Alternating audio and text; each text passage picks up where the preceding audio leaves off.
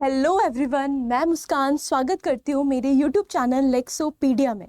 तो आज हम एक ऐसे टॉपिक के बारे में पढ़ने वाले हैं जिससे हमेशा स्टूडेंट्स को कंफ्यूजन रहती है, एक डर सा बैठा रहता है कि यार कल्पेबल होमिसाइड और मर्डर में आखिर डिफरेंस है क्या।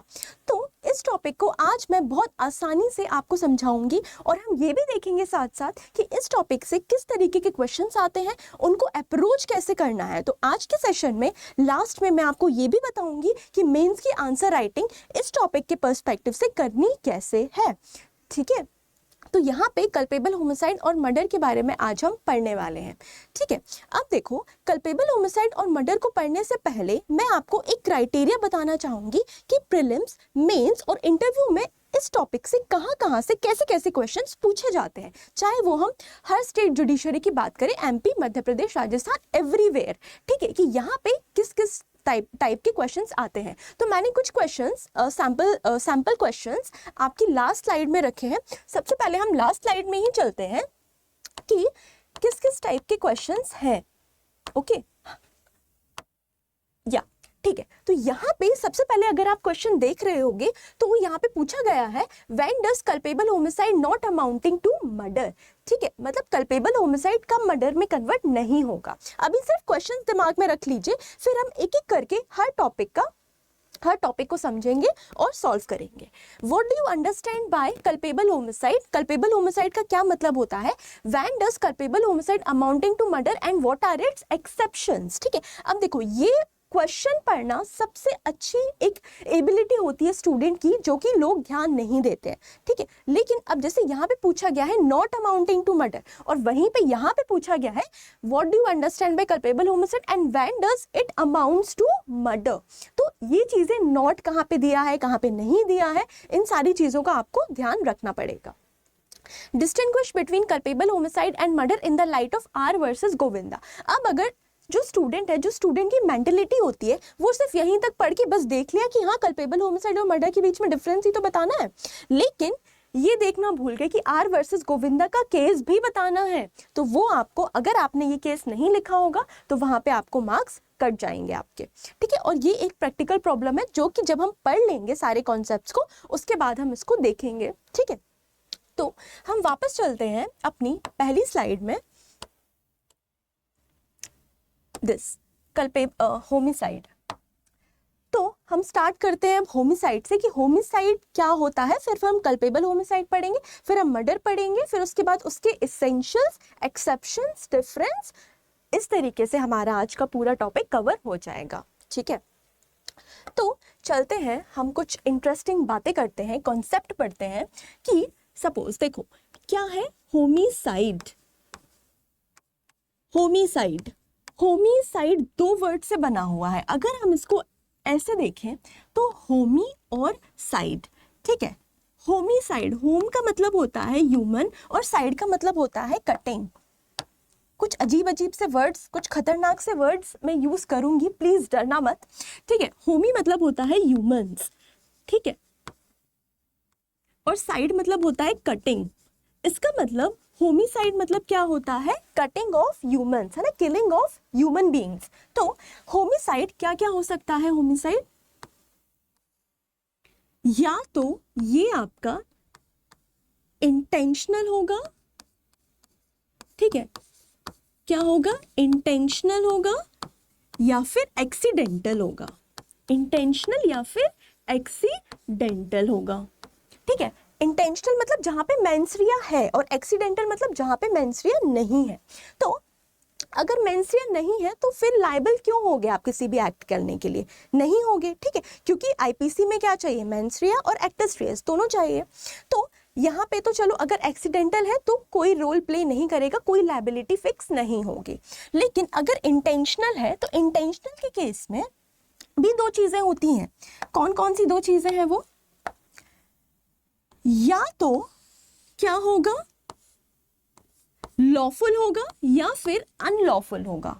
ठीक है, या तो क्या होगा? लॉफुल या फिर अनलॉफुल। अब ये मैम कैसी बात कर रही है कि लॉफुल कैसे हो सकता है, मतलब किसी को मारना, अगर आपने किसी की हत्या कर दी है, हत्या कारित की है, तो वो लॉफुल कैसे हो सकता है? प्राइवेट डिफेंस, मैंने प्रीवियस लेक्चर में बताया था आपको कि प्राइवेट डिफेंस का कॉन्सेप्ट हमने पढ़ा था, तो वहां पे हम बच जाएंगे, ठीक है, जो भी डेथ कॉज करता है। प्राइवेट डिफेंस,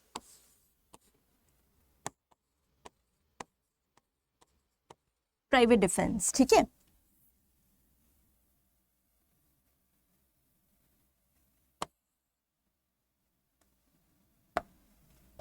ठीक है, और यहाँ पे अनलॉफुल, अनलॉफुल में भी दो कॉन्सेप्ट हैं जो कि आज के हमें पढ़ने हैं, that is culpable homicide and murder.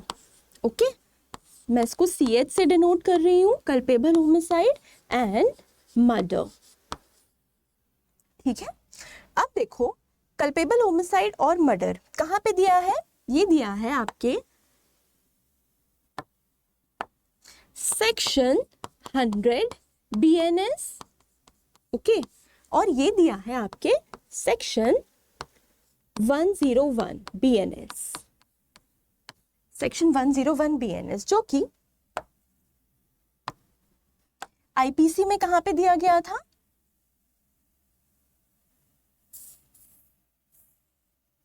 IPC में कहां पे दिया गया था आपके?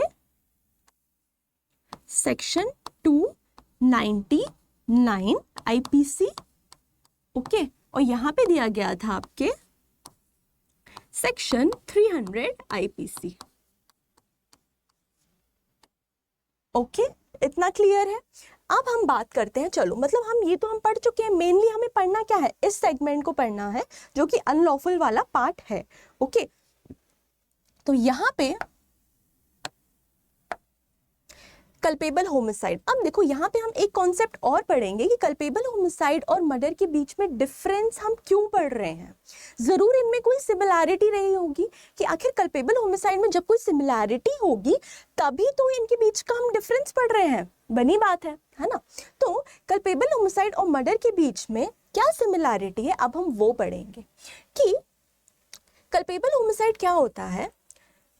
यहां पे बताती हूं मैं, culpable homicide is a species, culpable homicide is a genus and murder is a species, murder is a species। Okay, इसका क्या मतलब है मैम? जीनस, स्पीसी, मतलब सपोज अगर एक फैमिली है, ठीक है, फैमिली क्या है? एक कुटुंब है, एक परिवार है जिसके छोटे छोटे पार्ट्स क्या है? हमारे फैमिली मेंबर्स हैं, ठीक है। तो वहां पे जो हमारी फैमिली है, अब सरनेम होता है एक फैमिली का, वो सारे मेंबर्स यूज करते हैं, ठीक है, और हर एक मेंबर की एक अलग अलग स्पेशलिटी है, कोई कुछ करता है, कोई कुछ करता है, जो उनको आपस में अलग बनाता है। तो ऐसे ही, लेकिन है तो वो एक परिवार का हिस्सा ही, सारे फैमिली मेंबर्स। ऐसे ही कल्पेबल होमिसाइड है, कल्पेबल होमिसाइड एक बड़ा हिस्सा है, एक फैमिली है, कल्पेबल होमिसाइड एक फैमिली है और उसका छोटा सा पार्ट क्या है? आपका मर्डर है, ठीक है। हाँ, तो इसीलिए हम बोलते हैं कि जो कल्पेबल होमिसाइड है that is genus, culpable homicide is genus and murder is a स्पीसी, murder is a स्पीसी। इसका और क्या मतलब है कि यहाँ पे जो मर्डर है इसके कुछ एसेंशियल्स जो होंगे वो कल्पेबल होमिसाइड के होंगे, है ना, क्योंकि ये क्या है? एक बड़ा सर्कल है और ये एक छोटा सर्कल है, मतलब है तो ये भी इसी का पार्ट, लेकिन इसमें कुछ और स्पेशलिटीज है जो हमें पढ़नी है।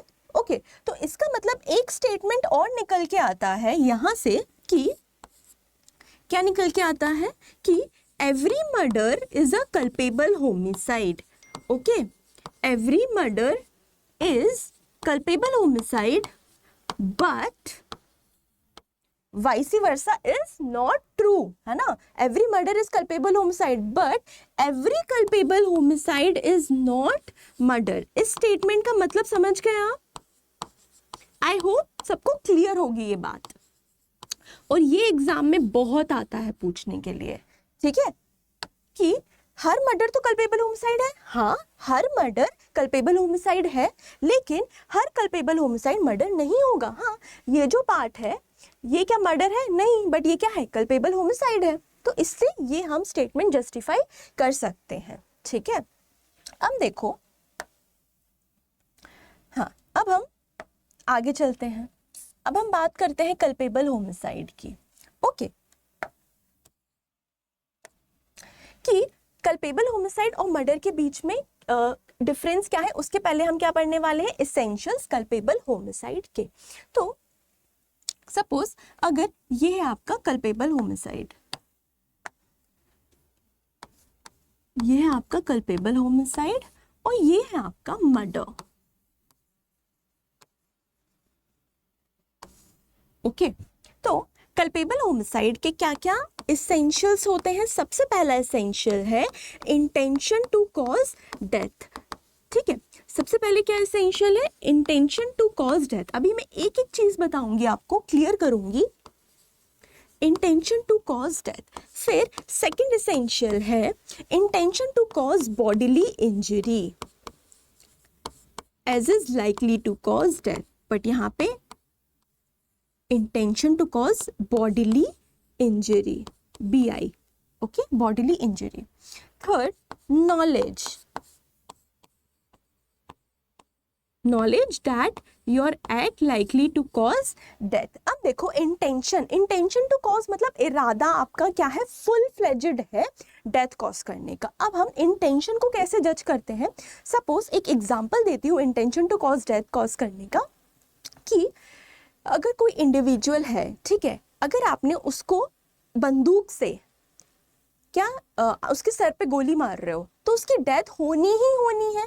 ठीक है, उसके सीने में गोली मार रहे हो तो उसकी डेथ होनी ही होनी है। ठीक है, तो यहाँ पे क्या है, इंटेंशन टू कॉज डेथ है। वो पर्सन आपके सामने है और आप यहाँ खड़े हो। ठीक है, ए ऐसा है, बी ऐसा है, ए ने गोली चलाई बी के ऊपर तो जाके किसको गलेगी, सिर्फ बी ही वहां पे प्रेजेंट है। तो यहाँ पे क्या है, फुल फ्लेजेड इंटेंशन है डेथ कॉज करने की। ये पॉसिबिलिटी नहीं है कि वो जो गोली है वो सी को लग जाएगी। ठीक है, तो यहाँ पे क्या है, फुल फ्लेजेड इंटेंशन है। उसके बाद आता है intention to cause bodily injury, मतलब कि आप कोई ऐसी बॉडीली इंजरी कॉज करने की कोशिश कर रहे हो जिससे डेथ कॉज हो सकती है, लाइकली टू कॉज डेथ। मतलब यहाँ पे सपोज कोई पर्सन है और मैंने उसको लाठी से मारा, ठीक है, लाठी से मारा, उसके सिर पे लग गई। अब यहाँ पे उसकी डेथ हो भी सकती है, नहीं भी हो सकती है, लेकिन हमारी इंटेंशन तो क्या थी, उसको कोई ना कोई क्षति पहुंचाने की कोशिश जरूर थी। ठीक है, नॉलेज, नॉलेज ज्ञान, मतलब आपको क्या है कि एक नॉलेज तो है कि आप अपने एक्ट से उस पर्सन की डेथ कॉज कर सकते हो। सपोज इसका भी एग्जांपल देती हूं मैं, कि अगर वही है कि अगर आप कोई ऐसा एक्ट कर रहे हो, सपोज कोई भारी भरकम सामान लिया या कोई पत्थर लिया जाके सिर पे मार दिया। ठीक है, तो यहाँ पे भी पॉसिबिलिटी है, यहाँ नॉलेज है कि हाँ भाई हम एक्ट जो कर रहे हैं उससे डेथ कॉज, उससे हत्या कारित हो सकती है। ठीक है, तो अब देखो कल्पेबल होमिसाइड के ये एसेंशियल्स है। अब मर्डर पे आने के लिए हमें क्या करना पड़ेगा, कुछ और एसेंशियल्स ऐड करने पड़ेंगे। ठीक है, कुछ और स्पेशल थिंग्स जो उस मर्डर के पास होनी चाहिए, उस पीसी के पास होनी चाहिए, अब हम वो पढ़ेंगे। तो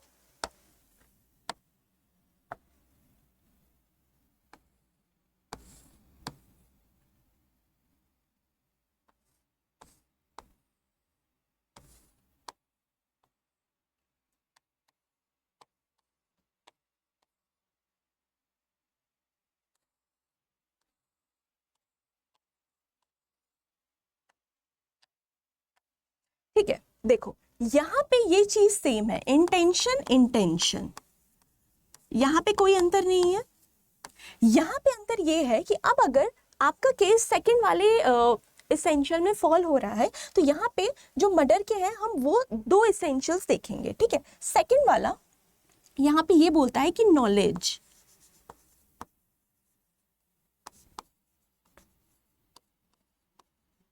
knows that such act cause death, कि वो जो आप काम कर रहे हो वो आपको पता ही है कि वो डेथ कॉज करेगा। उसके बाद थर्ड है कि इन ऑल प्रोबेबिलिटी हाँ it is sufficient in the ordinary course to cause death. ठीक है, sufficient in ordinary course,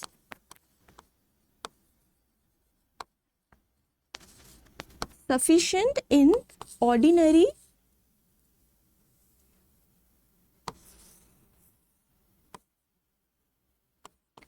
course। To cause death. Okay, फिर यहाँ पे इमिनेंटली डेंजरस, अभी मैं सब बताऊंगी आपको, सिर्फ अभी मैं लिख रही हूं कि जो टर्म्स, जो एसेंशियल्स एक डिफरेंस क्रिएट कर रहे हैं इन दोनों के बीच में।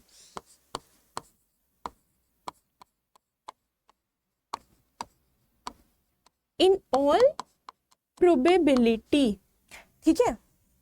हाँ, तो अब देखो, intention to cause death, intention to cause death, इन दोनों एसेंशियल्स में कोई भी अंतर नहीं है। इसका मतलब है कि जहां पे अगर इंटेंशन प्रूव हो जाती है तो डायरेक्टली हम क्या करेंगे, कल्पेबल होमिसाइड से मर्डर में जाएंगे।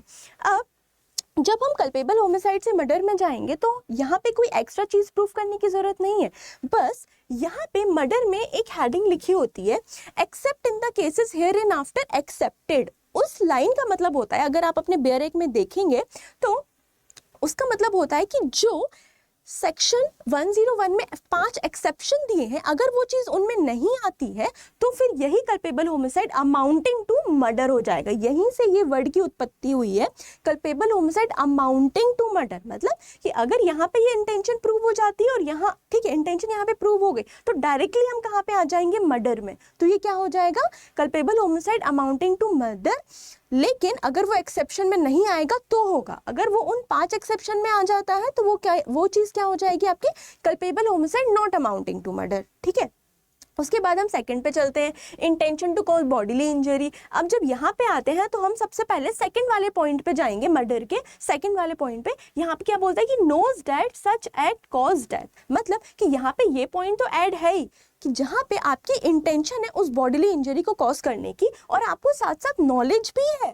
किस बात का नॉलेज है, कि वो जो आपका एक्ट है वो डेथ कॉज कर ही देगा। तो इसका अगर हम एक उदाहरण लेते हैं कि सपोज कोई पर्सन है, उसने क्या किया, लाठी से मारा, उसके सर पे मारा, बहुत तेज मारा, बहुत बार मारा, तो ऑब्वियसली उसकी डेथ हो जाएगी। उसको पता है कि उसका जो एक्ट है वो डेथ कॉज कर ही देगा।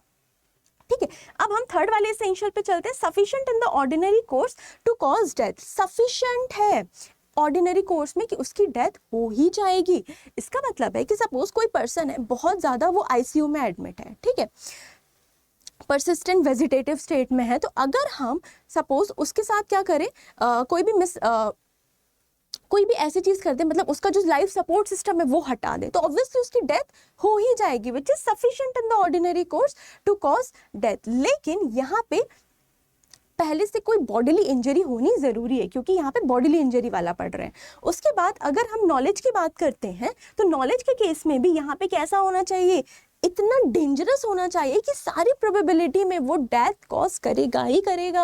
अगर आपने पत्थर लेके किसी के ऊपर किसी के सर पे पटक दिया, ठीक है, वो आपके इतने पास खड़ा है, आपने सर पे पटक दिया, तो उसकी डेथ कॉज होनी ही होनी है।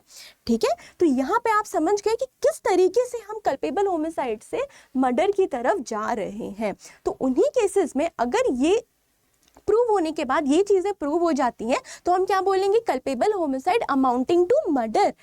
ठीक है, जो हमने उन क्वेश्चंस में भी पढ़ा था जहां पे उन्होंने पूछा था। तो अब हम ये पढ़ते हैं कि कब culpable homicide not amounting to murder होगा। ठीक है, कब होगा, जब ये चीजें प्रूव होने के बाद अगर इसके एक्सेप्शन में फॉल नहीं होती हैं, जो 5 एक्सेप्शन दिए हैं, तो फिर culpable homicide not amounting to murder हो जाएगा। ठीक है, अब हम एक एक करके 5 एक्सेप्शन पढ़ते हैं कि क्या क्या एक्सेप्शंस हैं इसके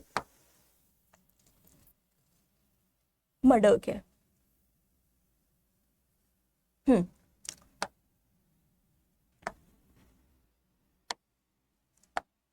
ठीक है, यहीं से टॉपिक कंटिन्यू करते हैं, एक्सेप्शंस। एक्सेप्शंस 5 एक्सेप्शन है, कितने हैं, 5। सबसे पहला कौन सा है, ग्रेव एंड सडन प्रोवोकेशन। बहुत सुना होगा आपने, रुस्तम मूवी के बारे में सुना है कि नहीं सुना है ना। तो वहां पे इस वाले एसेंशियल को बहुत अच्छे ढंग से समझाया गया है, ग्रेव एंड सडन प्रोवोकेशन। ठीक है, सेकंड है आपका exceeding the right of private defence. Exceeding private defence,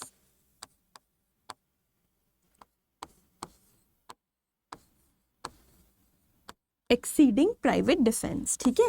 फिर थर्ड है आपका exceeding the lawful power, exceeding lawful power, ठीक है, एक्सीडिंग लॉफुल पावर। उसके बाद फोर्थ वाला बात करता है sudden fight, sudden fight in a heat of passion, ठीक है, इन अ हीट ऑफ पैशन। उसके बाद फिफ्थ है आपका कंसेंट, कंसेंट किस पर्सन की, जो कि अबव 18 है, क्योंकि उन्हीं की कंसेंट क्या मानी जाती है, वैलिड कंसेंट, ठीक है। अब देखो एक एक करके हम एसेंशियल्स पे भी आएंगे। ग्रेव एंड सडन प्रोवोकेशन, तो ग्रेव एंड सडन प्रोवोकेशन मतलब क्या होता है कि सपोज एक पर्सन है, उसने डेथ कॉज की है, तो अगर जिस पर्सन की डेथ कॉज की है, सपोज उसने बहुत ज्यादा उकसा दिया है, जैसे हम इस रुस्तम मूवी का एग्जांपल लें जो एक केस पर डिपेंड है, KM. Nanavati versus state of Maharashtra. उस केस में क्या था कि एक नेवी ऑफिसर था, ठीक है, उनको जब वो छुट्टी के बाद वापस आया अपने घर, उसको ये उसकी वाइफ ने बताया कि उसका जो एक्स्ट्रा मैरिटल अफेयर है वो चल रहा है, ठीक है। तो वहां पे उस टाइम तो वो एग्रीवेट नहीं हुआ, लेकिन जब वो उस पर्सन के पास गया जिसके साथ उस लेडी का अफेयर चल रहा था, तो उसने बोला am I suppose to sleep everyone with, am I suppose to marry everyone with whom I sleep. तो यहाँ पे जो के.एम. नानावती जी थे वो बहुत ज्यादा एग्रीवेट हो गए, प्रवोक हो गए, तो उन्होंने क्या कर दिया, उस आहूजा का मर्डर कर दिया, ठीक है, डेथ कॉज कर दी। तो वहां पे ही यहाँ पे ग्रेव एंड सडन प्रोवोकेशन का एग्जाम्पल दिया जाता है, जो कि रुस्तम मूवी में बताया गया है। तो इसीलिए अगर ये होगा, ग्रेव एंड सडन प्रोवोकेशन होगा, एकदम से उकसा दिया आपने और उस उकसाहट में, उस प्रोवोकेशन में डेथ कॉज कर दी है, तो फिर वो क्या हो जाएगा, culpable homicide not amounting to murder हो जाएगा। एक्सीडिंग द प्राइवेट डिफेंस, अब आपके पास क्या है, प्राइवेट डिफेंस का राइट है, वो 7 एसेंशियल्स मैंने बताए थे कि अगर डेथ है, ग्रीवियस हर्ट है, ग्रेटिफाइंग अननेचुरल लस्ट है, उन केसेस में आप प्राइवेट डिफेंस में डेथ भी कॉज कर सकते हो। लेकिन अगर क्या कर दिया है आपने, अपने प्राइवेट डिफेंस को एक्सीड किया है, मतलब कि वो 7 एसेंशियल्स में आपका पॉइंट फॉल नहीं करता है, लेकिन तब भी आपने डेथ कॉज कर दी है, तो आपने क्या किया है, अपने प्राइवेट डिफेंस को एक्सीड किया है ना, डेथ कॉज की है, तो तब भी उस केस में भी वो क्या हो जाएगा, culpable homicide not amounting to murder. Exceeding the lawful force, lawful force, lawful authority किसके पास होती है, पुलिस ऑफिसर्स के पास होती है, तो पुलिस ऑफिसर के पास होती है। तो अगर कोई पुलिस ऑफिसर आता है, एनकाउंटर में किसी को शूट कर देता है, तो उसने क्या किया है, अपने लॉफुल पावर को एक्सीड किया है, क्योंकि उसको अरेस्ट करने की अथॉरिटी थी, एनकाउंटर में मारने की अथॉरिटी नहीं दी गई थी। तो यहाँ पे उसको किसका डिफेंस मिल जाएगा, क्या हो जाएगा वो, culpable homicide not amounting to murder. Sudden fight in heat of passion, कि मतलब कोई क्या हुआ कि एकदम से हाथापाई हो गई, एक दूसरे के दो गुटों के बीच में हाथापाई हो गई, तो उस केस में अगर किसी की डेथ कॉज हो जाती है, तो वहां पे भी क्या होगा, culpable homicide not amounting to murder. Okay, consent above 18 years, अब अगर कोई पर्सन है वो कंसेंट देता है खुद को मारने के लिए, तो अगर आप उसकी डेथ कॉज कर देते हो, तो वहां पे आप लायबल नहीं कहलाओगे, ठीक है। तो ये हो गए आपके 5 एक्सेप्शन, जहां पे हम ये बोलेंगे कि culpable homicide not amounting to murder, ठीक है, culpable homicide not amount to murder, not amounting to murder, ठीक है। आई होप आपको ये टॉपिक बहुत अच्छे से क्लियर होगा। चलिए अब हम चलते हैं अपने क्वेश्चंस की तरफ और एक एक करके डिस्कस करते हैं कि कैसे हम उन क्वेश्चंस को सॉल्व करेंगे, ठीक है, जो कि आपके लिए सबसे ज्यादा इंपॉर्टेंट है। तो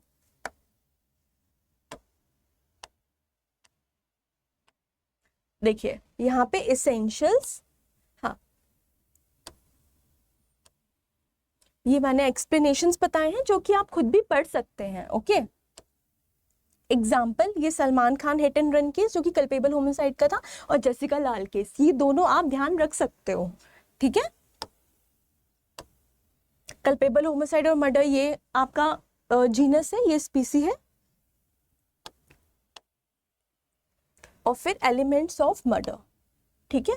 और ये जो 5 इनके एक्सेप्शंस हैं और ये इनके बीच में डिफरेंस है, जो कि आप एग्जाम के लिए आप डेफिनेटली इसको यूज कर सकते हो। ये पनिशमेंट दी गई है, ठीक है। डेथ की मर्डर की पनिशमेंट किस में दी गई है? सेक्शन 103 वही है, सेम है, डेथ, इम्प्रिजनमेंट फॉर लाइफ और अ फाइन। लेकिन कल्पेबल होमिसाइड की पनिशमेंट में कुछ चेंजेस आए हैं बीएनएस में, वहां पे बताया गया है, यहाँ पे मैंने आपको स्लाइड में भी बताया गया है, स्लाइड में मैंने आपको यहाँ पे हाँ कि पनिशमेंट क्या होगी। अब देखो 304 जो है सॉरी मैं आईपीसी की बात करने लगी, लेकिन बीएनएस में वही सेक्शन कौन सा है? 105 है, ठीक है, जहां पे culpable homicide not amounting to murder की पनिशमेंट दी गई है। उसके भी दो पार्ट हैं, पहला तो इंटेंशन टू कॉज डेथ और बॉडीली इंजरी। हमने कल्पेबल होमिसाइड के 3 पार्ट पढ़े थे, तो जो फर्स्ट 2 पार्ट है वो 105 के फर्स्ट पार्ट में फॉल होंगे, ठीक है। उनकी पनिशमेंट क्या है? लाइफ इम्प्रिजनमेंट या फिर 5 से 10 ईयर्स तक की पनिशमेंट प्लस फाइन, मतलब मिनिमम यहाँ पे 5 साल की सजा कर दी गई है। यही एक चेंज आया है बीएनएस में। और अगर उसके सेकंड पार्ट में फॉल होता है, 105 के सेकंड पार्ट में फॉल होता है, मतलब कि जहां पे नॉलेज है उस पर्सन को उस काम करने की, तो वहां पे इम्प्रिजनमेंट जो कि 10 ईयर्स तक हो सकती है प्लस फाइन। ओके, तो अब हम आते हैं अपने मेन चीज पे जो हम करने वाले थे, ये हाँ क्वेश्चंस। तो अब देखो, when does culpable homicide not amounting to murder. अब इस टाइप के क्वेश्चंस जो कि थ्योरेटिकल क्वेश्चंस होते हैं, उनको अप्रोच करने की क्या स्ट्रैटेजी होनी चाहिए। तो सबसे पहले अगर आप आईपीसी के किसी भी टॉपिक को एक्सप्लेन करने की कोशिश करते हो, तो सबसे पहले आपको क्या करना है? सबसे पहले उसका प्रोविजन लिखना है, जैसे कि when does culpable homicide not amounting to murder. तो यहाँ पे कौन कौन से पॉइंट्स आ रहे हैं? कल्पेबल होमिसाइड और मर्डर। तो आप बता दो कि भाई 100 और 101 में इनको बताया गया है, कल्पेबल होमिसाइड और मर्डर को। 2 लाइंस में आपका ये आ जाएगा कि पहले आपको लीगल प्रोविजन बताना है। ओके, उसके बाद क्या करना है आपको? 2 लाइन में एक कॉन्स्टिट्यूशनल ज्यूरिस्प्रूडेंस बता देना है कल्पेबल होमिसाइड और मर्डर का, कि ये किसके अंडर आता है आपका? Offences against the human body का। और जो मैंने आपको पहले बताया था कि होमिसाइड का मतलब क्या होता है, वो थोड़ा सा समझा दिया कि इंटेंशनल, नॉन इंटेंशनल क्या होता है, लॉफुल, अनलॉफुल क्या होता है। कल्पेबल होमिसाइड और मर्डर उसके 2 पार्ट है जो कि यहाँ पे पनिशेबल होते हैं, ठीक है। ये बताने के बाद उसके बाद आप कहाँ चलोगे? When does culpable homicide not amounting to murder, कब नॉट अमाउंटिंग टू मर्डर होगा?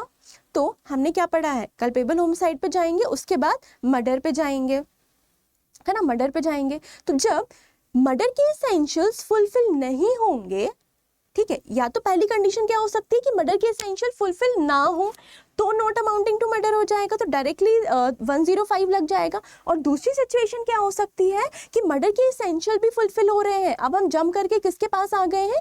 एक्सेप्शन में आ गए हैं। तो अगर वो एक्सेप्शन एप्लीकेबल होगा तो उस केस में भी क्या हो जाएगा? Culpable homicide not amounting to murder. तो आप इसको कैसे अप्रोच करेंगे कि पहले आप कल्पेबल होमिसाइड लिखेंगे, उसके एसेंशियल्स लिखेंगे, फिर मर्डर लिखेंगे, उसके एसेंशियल्स लिखेंगे, और फिर एक्सेप्शन बताते हुए एक छोटी सी रीजनिंग देंगे जो मैंने आपको एक्सप्लेन की है, ठीक है। बट आपको ये चीजें शॉर्ट में बतानी ही पड़ेगी, ठीक है।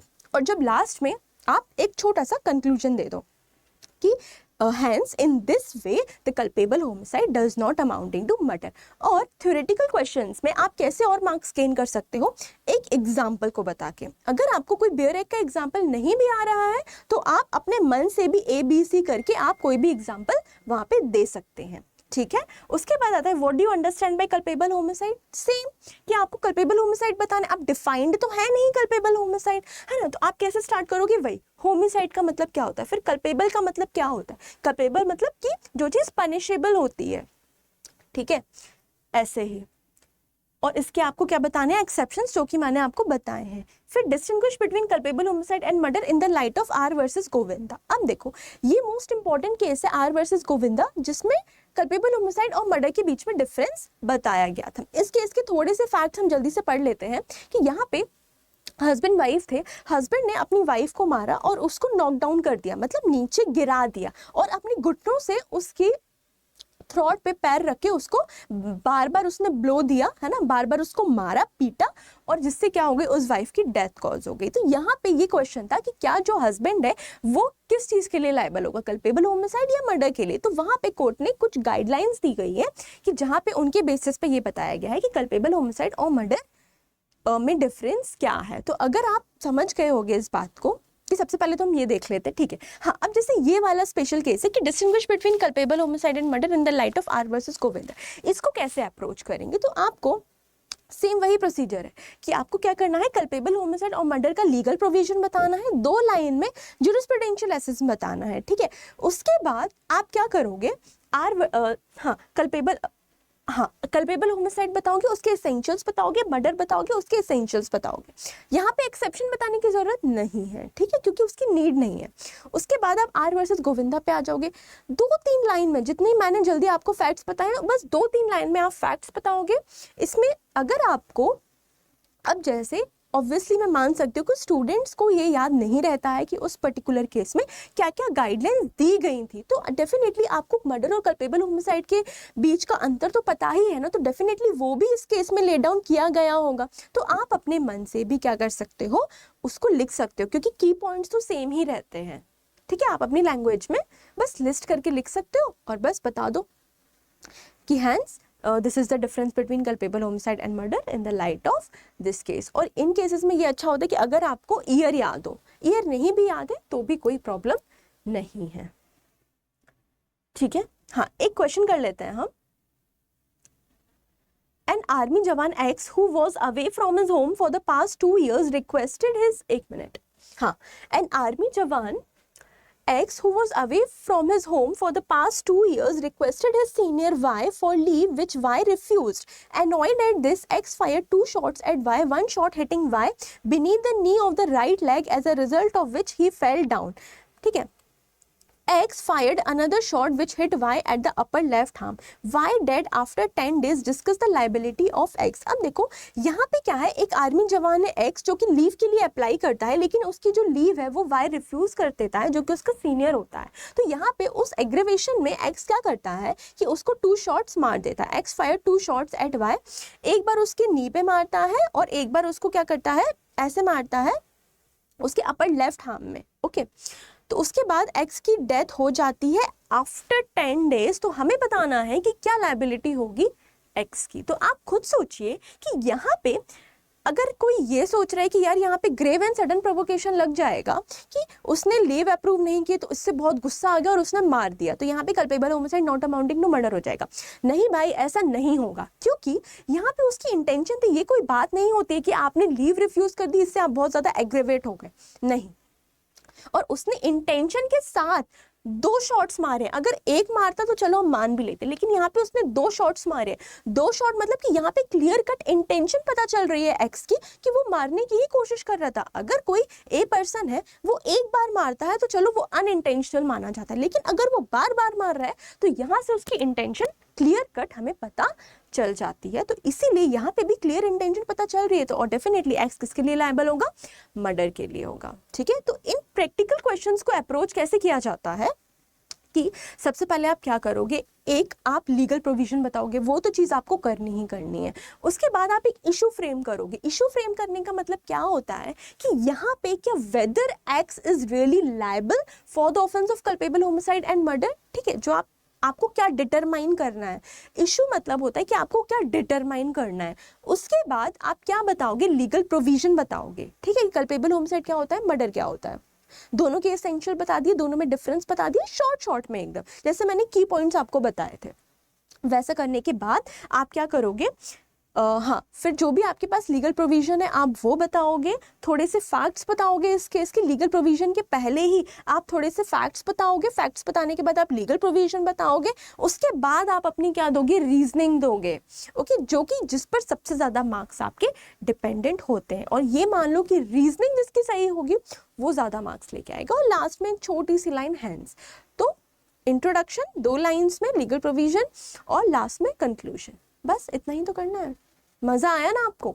तो आगे बने रहिए हमारे साथ और भी ऐसे कॉम्प्लेक्स टॉपिक्स के साथ। ये कॉम्प्लेक्स था लेकिन ये कॉम्प्लेक्स अब रह नहीं गया, आपको बहुत इजी लगने लगा होगा अब ये, है ना। तो ऐसे ही आगे भी हम और ऐसे लेक्चर्स आपके लिए लाते रहेंगे। अभी के लिए good bye, thank you so much.